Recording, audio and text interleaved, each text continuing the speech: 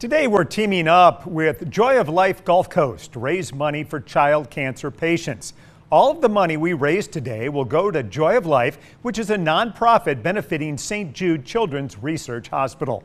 WKRG News 5's Caroline Carithers spoke to a courageous young woman named Abby and her mom, Frankie.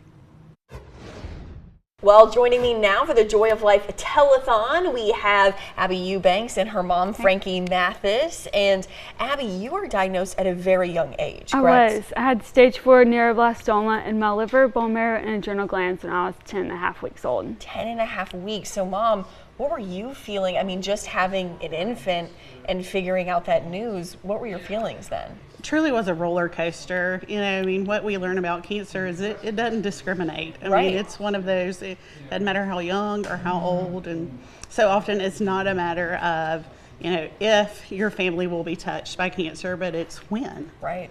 And it's becoming more and more common, unfortunately.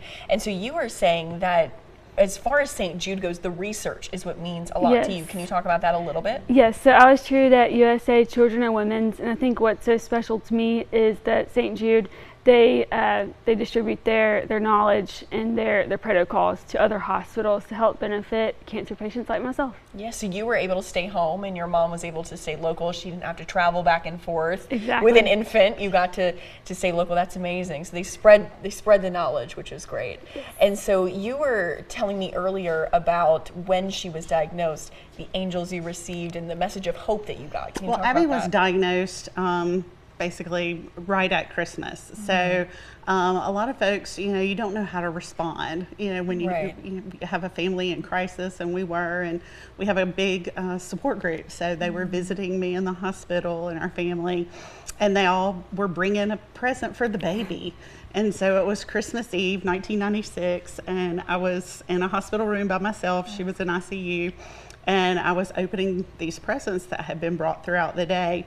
And angel after angel I was opening, and to the point that I felt like the hospital had been kind enough to give us, because there wasn't like the census was low, so they had given us a room that we could, you know, have for ourselves and just be able to visit with her when the hours were available for ICU. So I had shelves in the hospital room, and I was putting all these angels, and it just gave you hope. It did. And you know, there was a pink Bible that was the last present that I opened, and it kind of it showed me, you know, just like how real my faith truly is. It's like I just randomly opened that Bible and I read a verse, and it really spoke to me. It's one of those, like, you hear people tell the story and you think, no, it was a real but and it was in Luke, and it said, your daughter is dead. And I just said, that was really not what I was hoping for when I prayed and opened that Bible. And I was like, where am I? Where am I in this Bible? And it's actually a story. It's called The Healing of Jairus' Daughter.